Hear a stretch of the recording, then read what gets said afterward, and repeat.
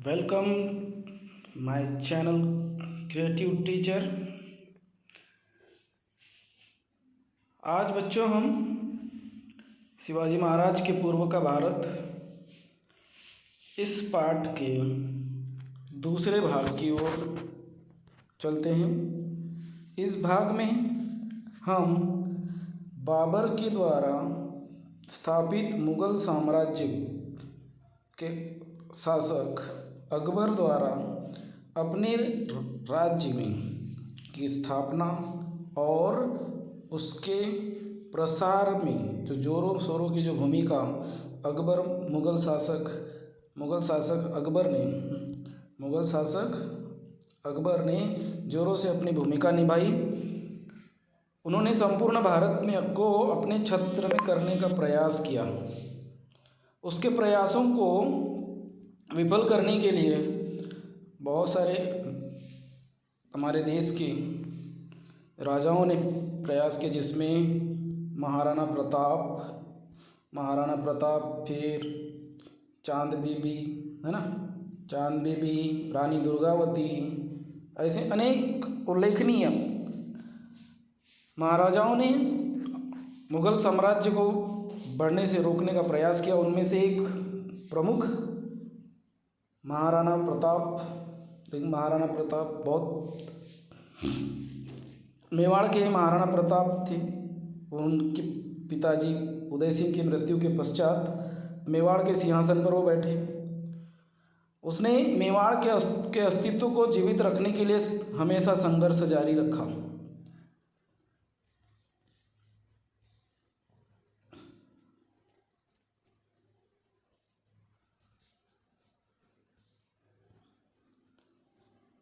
मेवाड़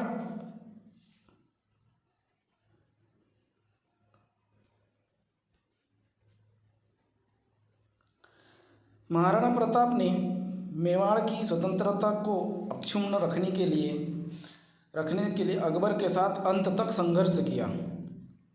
अंत तक उन्होंने संघर्ष किया।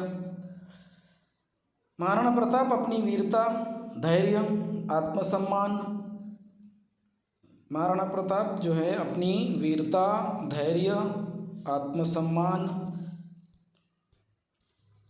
त्याग आदि गुणों के कारण इतिहास में अमर बना।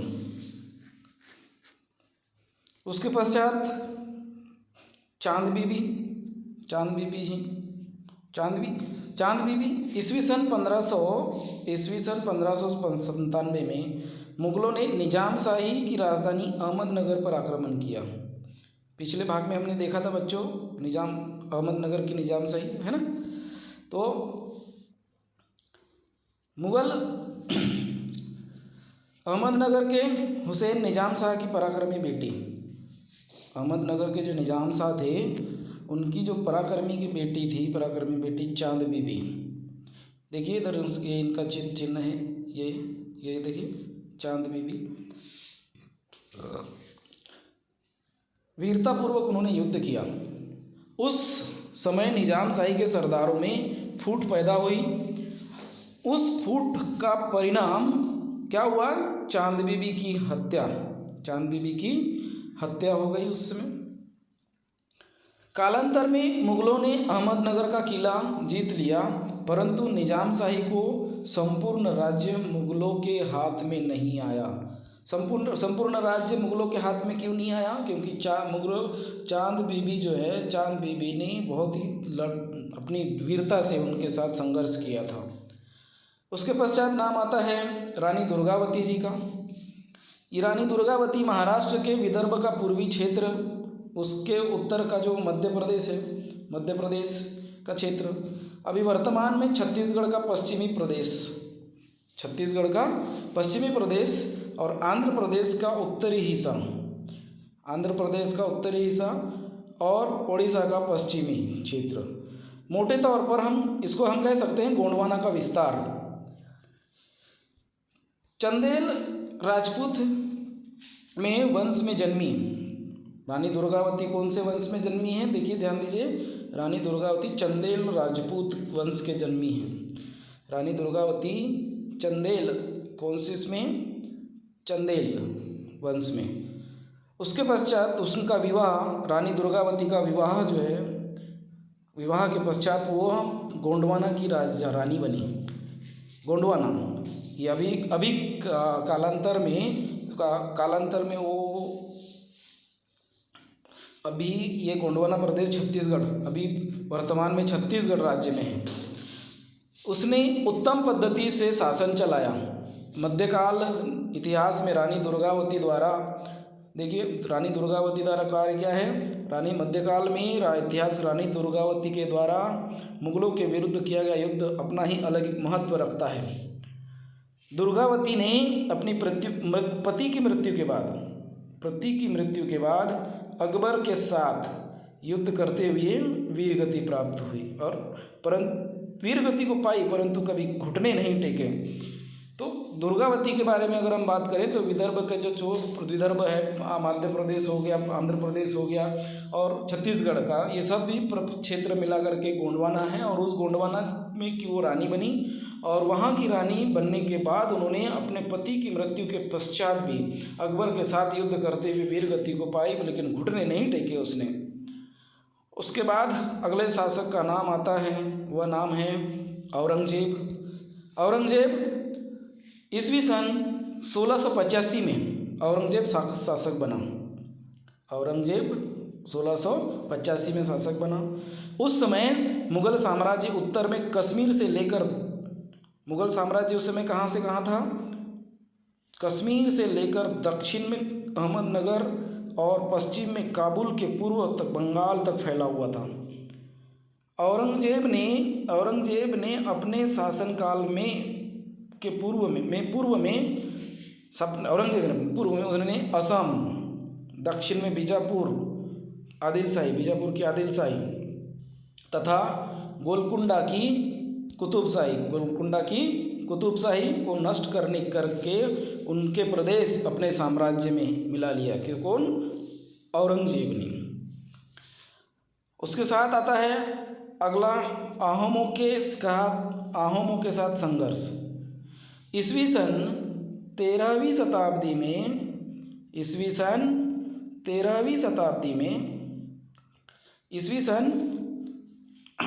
शताब्दी में सान समाज, कौन सा समाज? सान समाज, 13वीं शताब्दी में ब्रह्मपुत्र नदी की घाटी में, कौन सी नदी? ब्रह्मपुत्र नदी की घाटी में स्थायी रूप से बस गए। वहाँ इन लोगों ने अपना राज्य स्थापित किया। स्थानीय लोग वहाँ के स्थानीय लोगों को, कहाँ के स्थानीय लोगों को ओहोम कहते हैं। कहाँ पर? ये जो ब्रह्मपुत्र नदी के आसपास जो बसे हुए लोग थे उनको ओहोम कहा जाने लगा। औरंगजेब के कार्यकाल में आहोम और मुगलों के बीच दीर्घकाल तक संघर्ष चला। मुगलों ने आहोमों के प्रदेश पर आक्रमण कर लिया। सभी आहोम गदाधर सिंह के नेतृत्व में संगठित हुए। किसके? गदाधर सिंह के। आहोम सभी के सभी गदाधर सिंह नेतृत्व संगठित हुए। लाक्षित बड़फुकन नामक सेनानी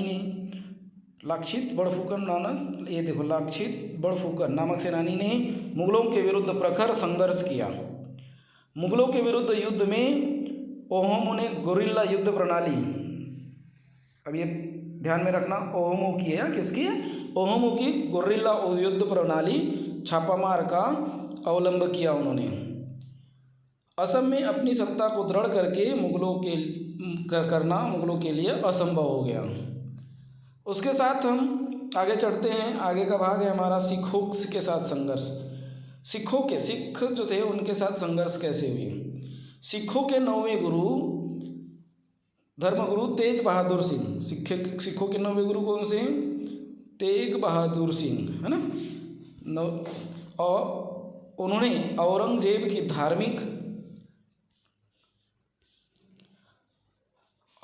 धार्मिक कट्टरता की नीति के विरुद्ध अपना विरोध जताया और औरंगजेब ने उन्हें बंदी बना लिया। 1675 ईस्वी में उनका सिर कटवा दिया गया, गुरु तेग बहादुर का ना। और उसके बाद गुरु गोविंद सिंह जो हैं वह 10वें गुरु बने सिख समुदाय के। उन्होंने गुरु गोविंद सिंह ने अपने अनुयायियों के साथ संगठित करके उनके भीतर वीरता को प्रेरित किया। उन्होंने योद्धा सिख युवाओं का एक दल स्थापित किया और इसी दल को खालसा दल के नाम से जाना जाता है। कौन से दल से जाना जाता है? ये देखो, गुरु गोविंद सिंह खालसा दल के नाम से जानते हैं। खालसा दल का जो प्रमुख केंद्र जो था वो आनंदपुर था। औरंगजेब ने सिखों के विरुद्ध सेना भेजी। उसकी सेना आनंदपुर पर आक्रमण किया अंग्रेजों की सेना ने। इस समय सिखों ने प्रखर संघर्ष किया। उन्हें सफलता नहीं मिली। इसके बाद गुरु गोविंद सिंह दक्षिण में आए, नांदेड़ में निवास करने लगे। सन 1708 में उन पर आक्रमण हुआ और इसी हमले के फलस्वरूप उनकी मृत्यु हो गई। मतलब गुरु गोविंद सिंह की मृत्यु सन 1708 के आसपास हुई। अगला टॉपिक है हमारा राजपूतों के साथ संघर्ष। राजपूतों के साथ संघर्ष कैसा हुआ? अकबर ने अपनी जो सौहार्दपूर्ण नीति से राजपूतों का सहयोग प्राप्त किया था, परंतु औरंगजेब राजपूतों का वैसा सहयोग उन्होंने राजपूतों के साथ में राजपूतों का सहयोग तो मिला था, लेकिन जैसा उनको चाहिए था सहयोग, वैसा सहयोग औरंगजेब प्राप्त नहीं कर सके। मारवाड़ के जो राणा जसवंत सिंह थे, मारवाड़ के राणा जसवंत सिंह की मृत्यु के पश्चात राज्य को औरंगजेब ने मुगल साम्राज्य में मिला लिया। दुर्गादास राठौड़ ने जसवंत सिंह के अल्पायु बेटे जसवंत सिंह के अल्पायु बेटे अजीत सिंह को मारवाड़ की गद्दी पर बिठाया। दुर्गादास राठौड़ ने मुगलों के विरुद्ध जबरदस्त संघर्ष किया। दुर्गादास के इस विरोध को समाप्त करने के लिए औरंगजेब ने राजपुत्र अकबर को मारवाड़ भेजा। राजपुत्र अकबर स्वयं राजपूतों से जा मिला और उसने औरंगजेब के विरुद्ध विद्रोह किया। इस विद्रोह में महाराष्ट्र के मराठों से भी सहायता लेने का प्रयास हुआ। मारवाड़ का अस्तित्व बनाए रखने के लिए दुर्गादास राठौड़ ने मुगलों के विरुद्ध इस संघर्ष को जारी रखा। इसके साथ है जो मुगल साम्राज्य है, वो मराठों के साथ में उनका भी बहुत संघर्ष रहा। कैसा संघर्ष रहा, चलो देखते हैं। मराठों के साथ में अगर हम बात करें तो महाराष्ट्र में शिवाजी महाराज है ना, महाराष्ट्र में शिवाजी महाराज के नेतृत्व में किसकी स्थापना हुई थी? स्वराज्य की स्थापना हुई। स्वराज्य स्थापना के लिए उनके द्वारा किए गए इस प्रयास में उन्हें अन्य शत्रुओं के साथ मुगलों से भी संघर्ष करना पड़ा। उनकी मृत्यु के पश्चात औरंगजेब ने संपूर्ण दक्षिण भारत को जीतने का उद्देश्य से दक्षिण में आया, परंतु मराठों ने औरंगजेब के साथ प्रखर संघर्ष किया और अपनी स्वतंत्रता की रक्षा की। इस संपूर्ण संघर्ष की जानकारी हमें आगे चलकर मिलेगी। आगे आने वाले पाठों में हम शिवाजी महाराज के संघर्ष का, जो शिवाजी महाराज के पूर्व का महाराष्ट्र की हम बात करें अगले आने वाले पाठों में, तो उसमें हम चर्चा करेंगे।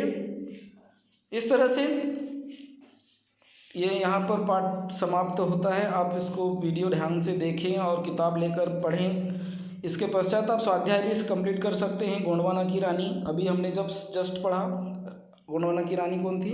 दुर्गावती, बराबर, दुर्गावती थी। उदय सिंह का पुत्र महाराणा प्रताप, बराबर। मुगल संस्थापक बाबर।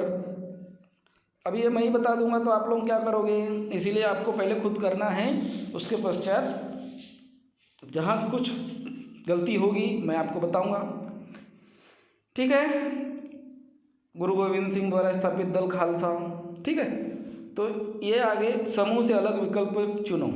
यहाँ कौन सा अलग है? सुल्तान मोहम्मद, मोहब्बुद्दीन कुतुबुद्दीन ऐबक, मोहम्मद गोरिया, बाबर, आदिल शाही, निजाम शाही, सुल्तान शाही, बरीद शाही, ठीक है। यहाँ से कौन सा अलग है वो चुनना है। उसके बाद अकबर, हुमायूं, शेरशाह, औरंगजेब, यहाँ से अलग चुनना है। मुझे पता है लेकिन अभी भी इस बार मैं बताऊंगा नहीं, आप लोगों को करना है। संक्षेप में उत्तर लिखना है। विजयनगर और बहमनी राज्य का उदय क्यों हुआ, इसके पहले वाले भाग में हम जब वीडियो बनाए थे वहाँ हमने बताया। महमूद गवा ने कौन से सुधार कार्य किए थे, ये भी मैंने आपको वीडियो में बताया है। असम में अपनी सत्ता को सुदृढ़ करना मुगलों के लिए क्यों असंभव हुआ, जैसा कि अभी मैंने बताया। असम में ओहोमो जो थे, ओ आहूम, उन्होंने बहुत ही जोरदार पकड़ बना के रखी हुई थी। ब्रह्मपुत्र नदी के किनारे बसे हुए थे उन्होंने, और वो हमेशा मुगलों को कड़ा संघर्ष देते थे, इसीलिए उनको वहाँ संभव नहीं हुआ। अपने शब्दों में संक्षेप में जानकारी लिखना है। कृष्णदेवराय के बारे में लिखो, चांद बीबी के बारे में लिखो, रानी दुर्गावती के बारे में लिखो, सब मिलेंगे आपको। कारण सहित लिखो। बहमनी राज्य के 5 खंड हो गए। बहमनी राज्य होते हैं ना, आदिल शाही, निजाम शाही, ये सब उसी के प्रकार हैं, वो रखा, वो सब आप लिख लीजिएगा। राणा सांगा की सेना की पराजय हुई, राणा सांगा की सेना की पराजय क्यों हुई वो भी आपको लिखना है।